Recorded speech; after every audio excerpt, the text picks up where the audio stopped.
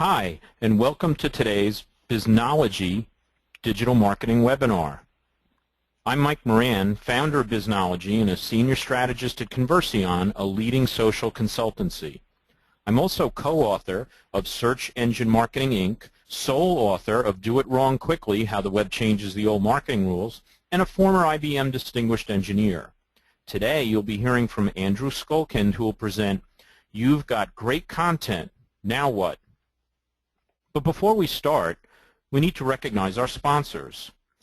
Andigo New Media, a content marketing agency helping businesses make the most of their website, email, and social media marketing efforts.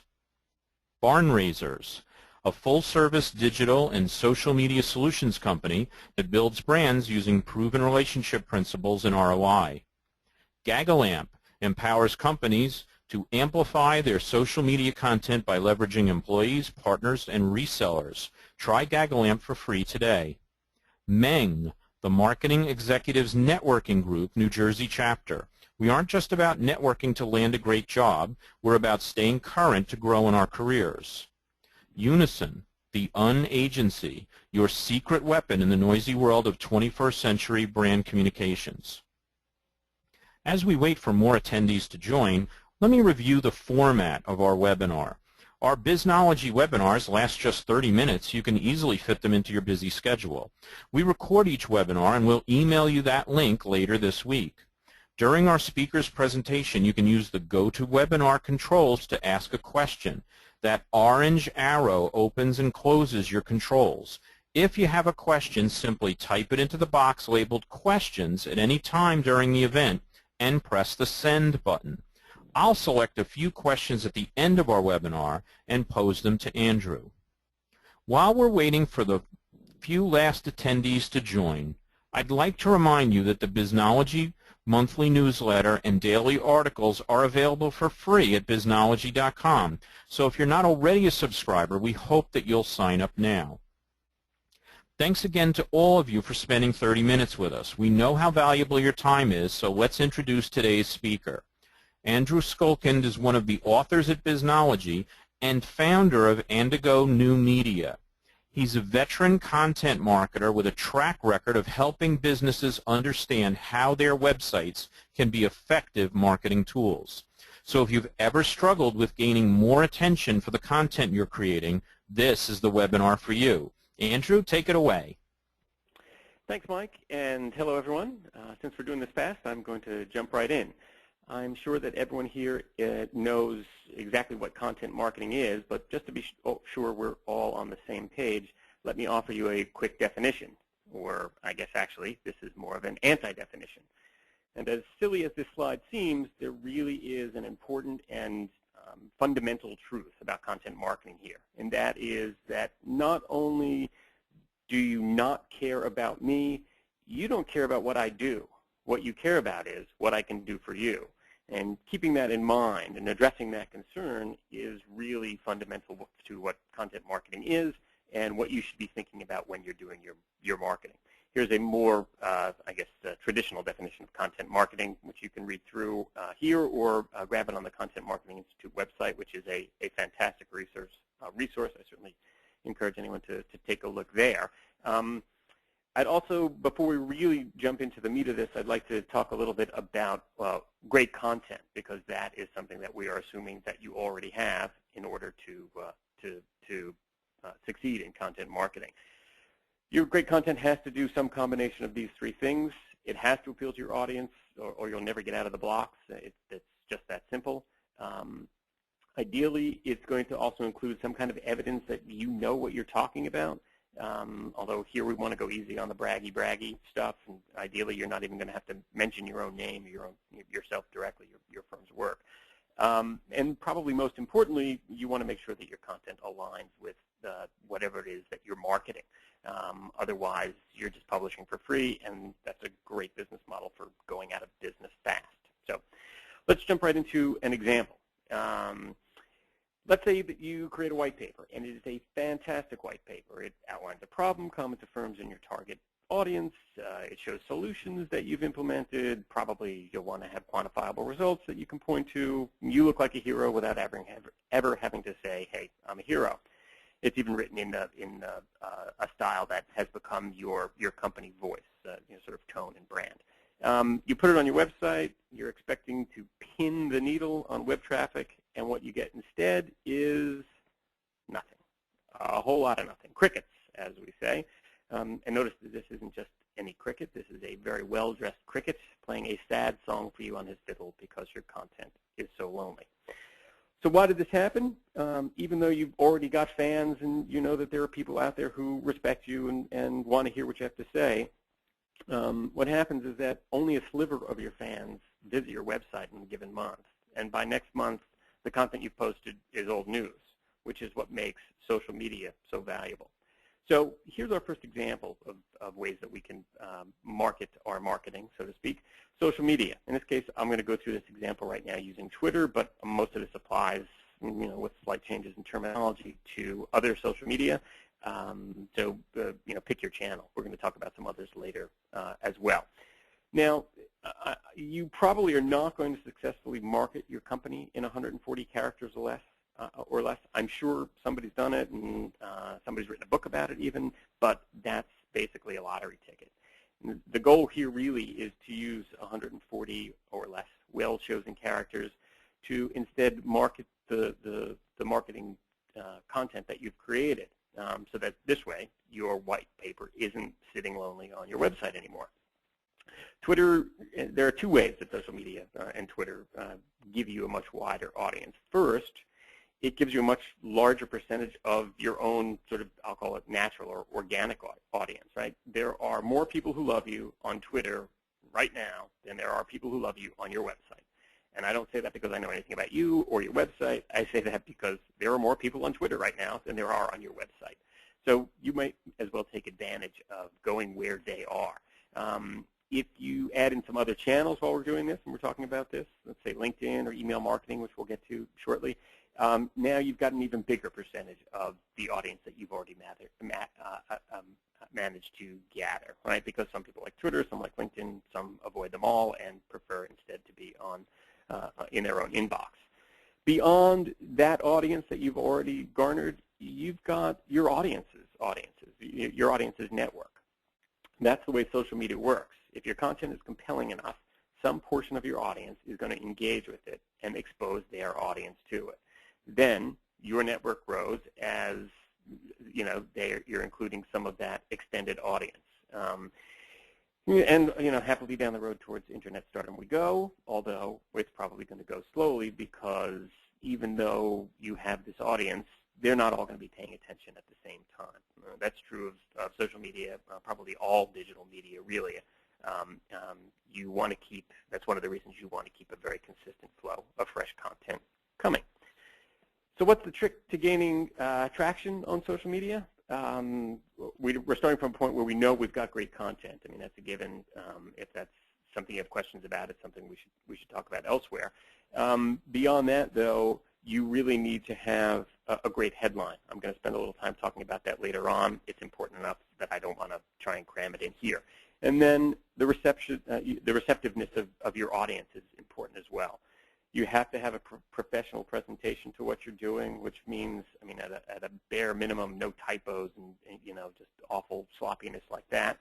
Timing matters as well because your audience is going to be more active in social media at certain times of the day. 3 a.m. probably not a good time. Excuse me, not a good time to post or to schedule your activity.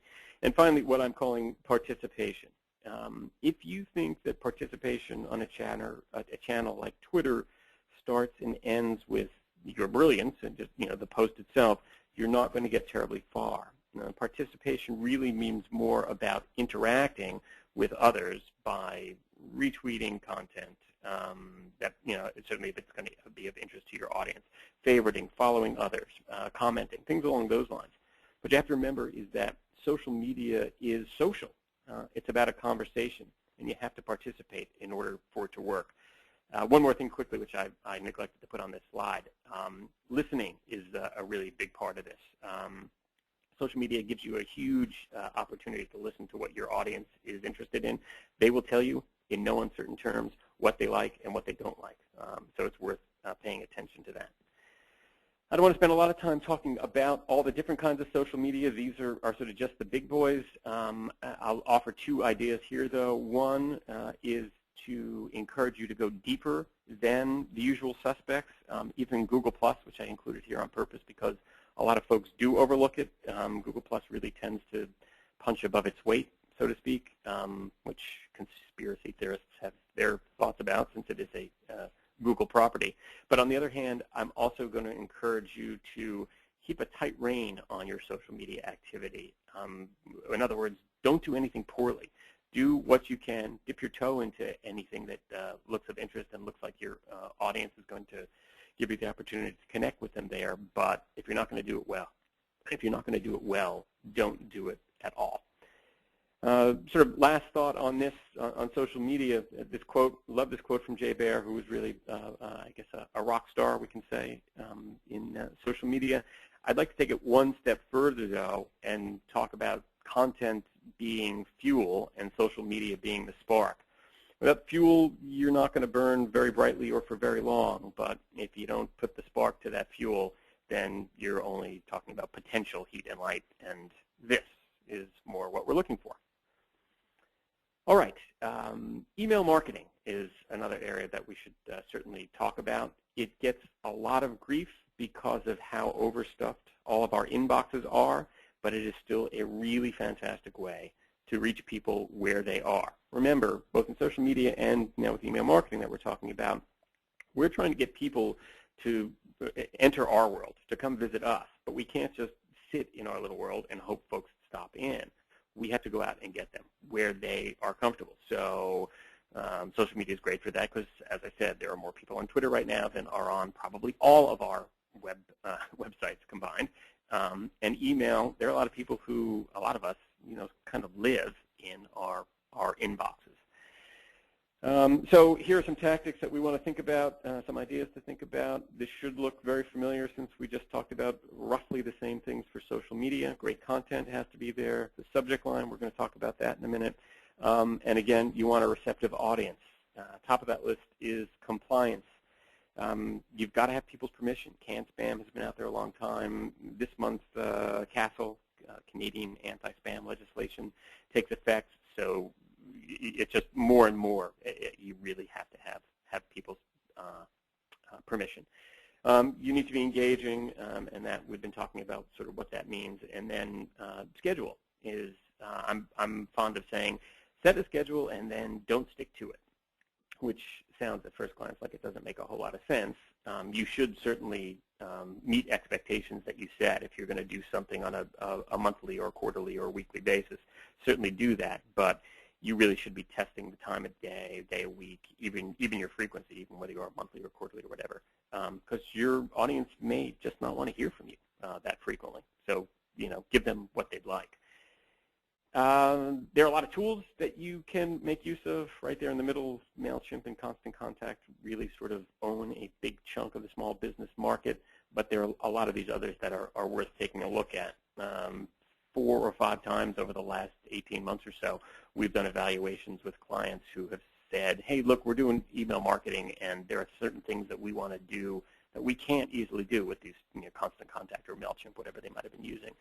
And in those cases, I think in those cases, Aweber, Django Mail, and iContact are the tools that came up. So these all have different strengths and weaknesses, and I would encourage you, particularly as you get more comfortable, to take a look at all of them.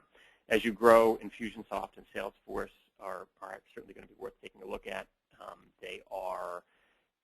They're not enterprise-level tools, but they're sort of heading in that direction. And then, of course, there are a whole bunch of enterprise-level tools as well.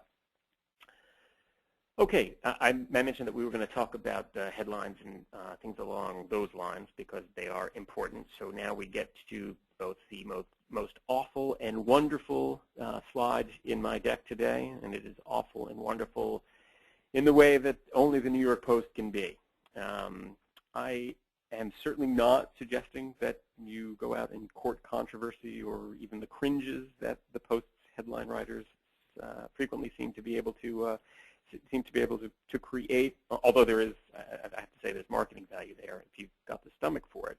But I am encouraging you to realize that if there's one thing you invest time and money in, it's got to be your headlines. And in headlines, I'm talking about headlines, subject lines, sort of the tweets that you're using to draw people to your white papers, sort of everything we're talking about here that is your inducement, your engagement factor. Because more than anything else, the subject line or headline is going to determine whether your content is engaged with on any level, right?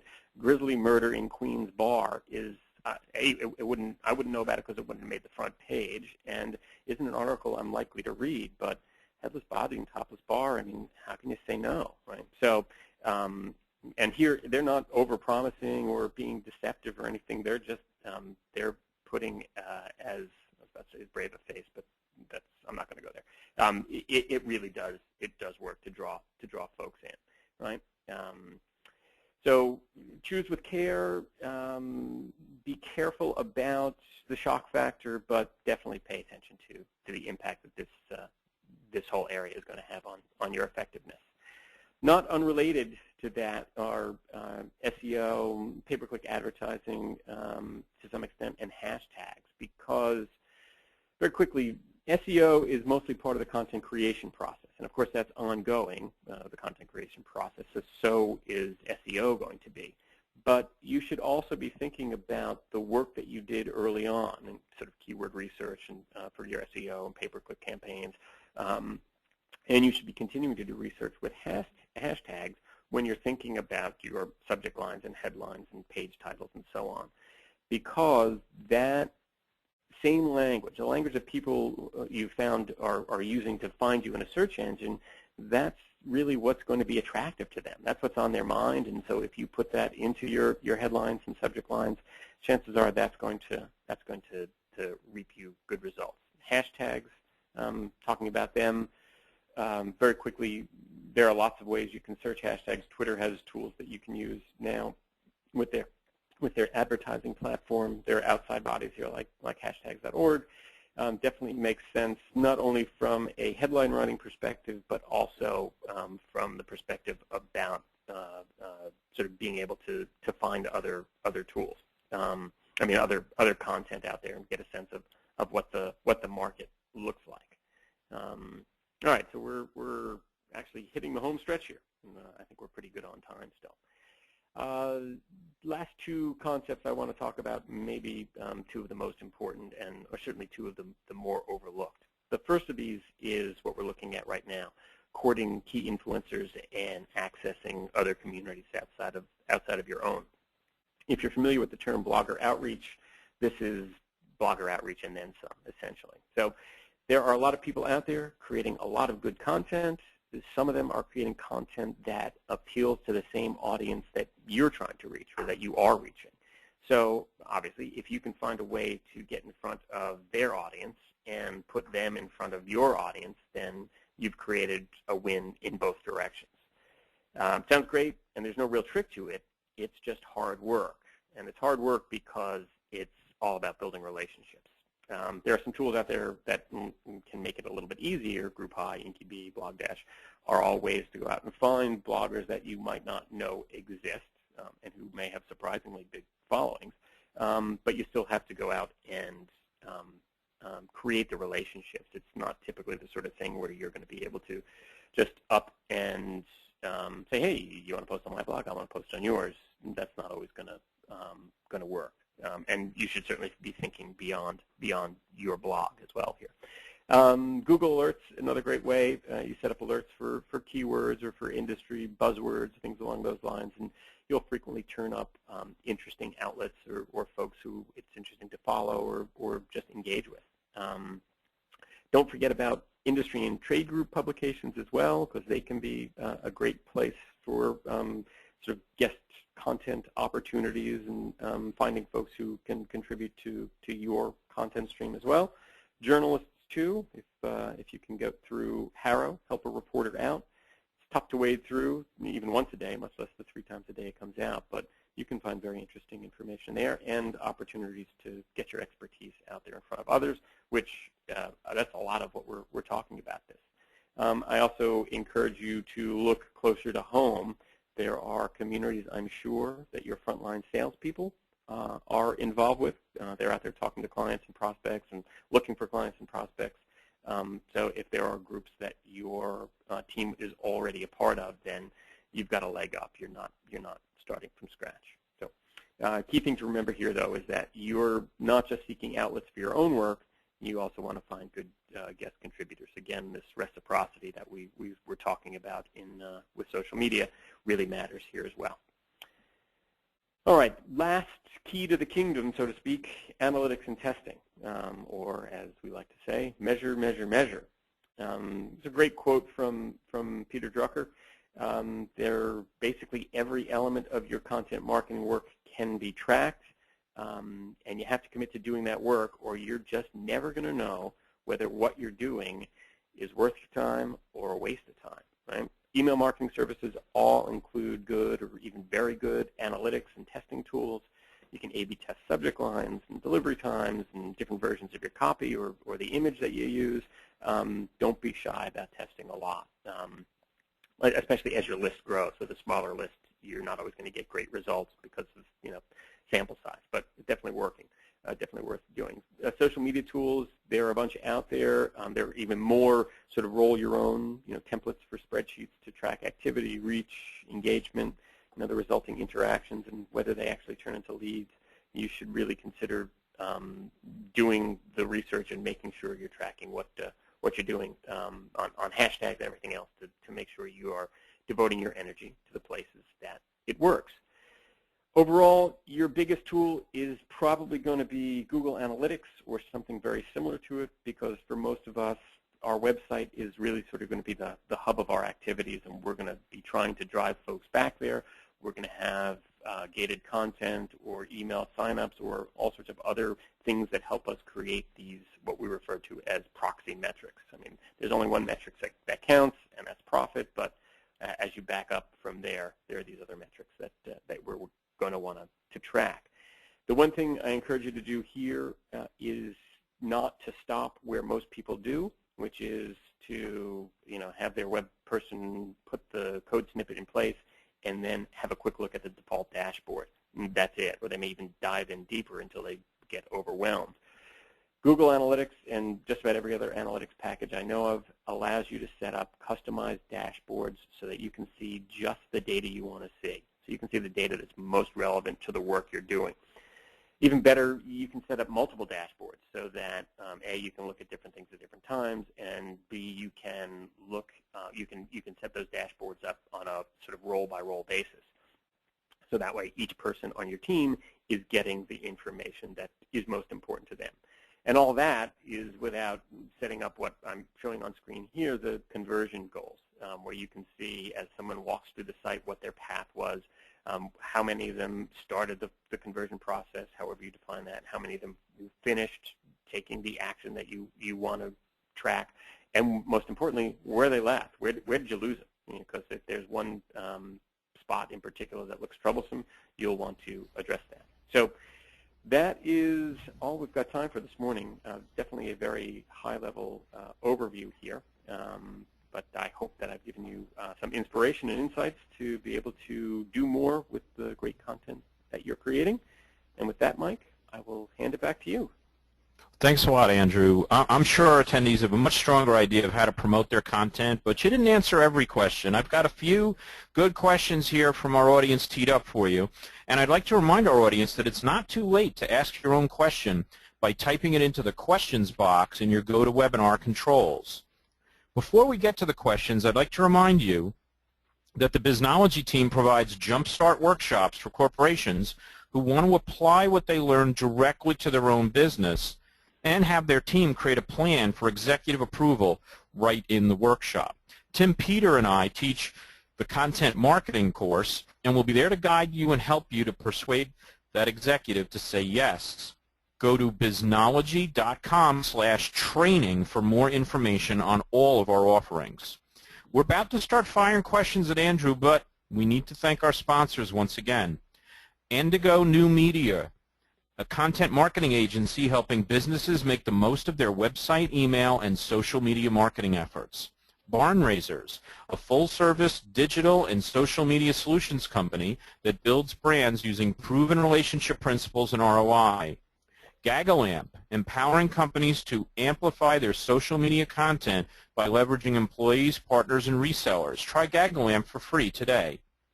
Meng, the Marketing Executives Networking Group, New Jersey chapter. We aren't just about networking and land a great job. We're about staying current to grow in our careers. Unison, the agency, your secret weapon in the noisy world of 21st century brand communications. Now on to your questions. Our first question, Andrew, is, are there any differences in how big companies and small companies do content marketing? There certainly are, although I don't know that necessarily there have to be. Obviously, big companies have bigger teams frequently, and they can divide content tasks up across different roles. A lot of the same stuff happens, or essentially all the same stuff happens for small businesses, but typically there's one person or two people wearing multiple hats and getting that done.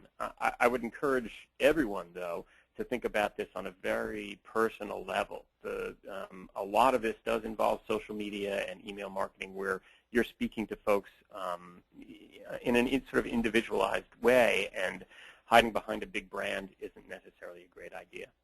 Putting some personality into it really matters. And quite honestly, small businesses seem to be better at that typically than big ones. Well, I think big ones are catching up. That's a great answer. Next question. What are some tips for the best headlines or subject lines? I've seen where numbers get the most engagement. Is that true? I hate to say it because I hate to encourage more of these, list posts.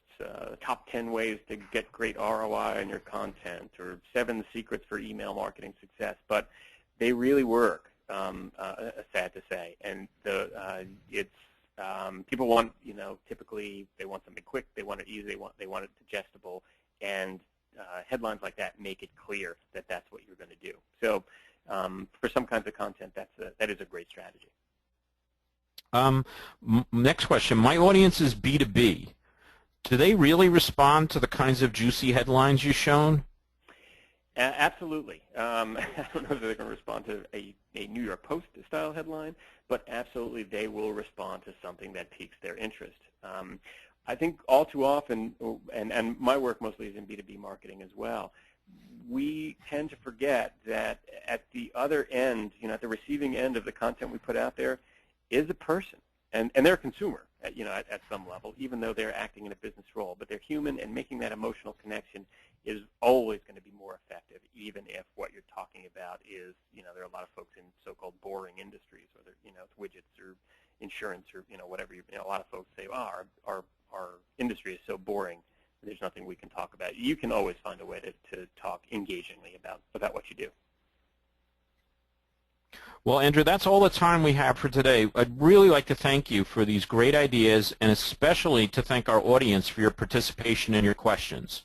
If any of you had questions we didn't have time to answer, you can email your questions to Eileen, that's E-I-L-E-E-N, at MikeMoranGroup.com, and she'll be sure to get them to Andrew for the answer. Later this week, we'll send you all a link to the recording of this webinar to listen to again and to share with others. We also invite you to mark your calendars for our next Biznology webinar, Digital Marketing Directions, Key Trends Driving Your Marketing Next Year, scheduled for 11 a.m. U.S. Eastern Time on September 16th. We hope to see everybody back here then. Bye, everyone.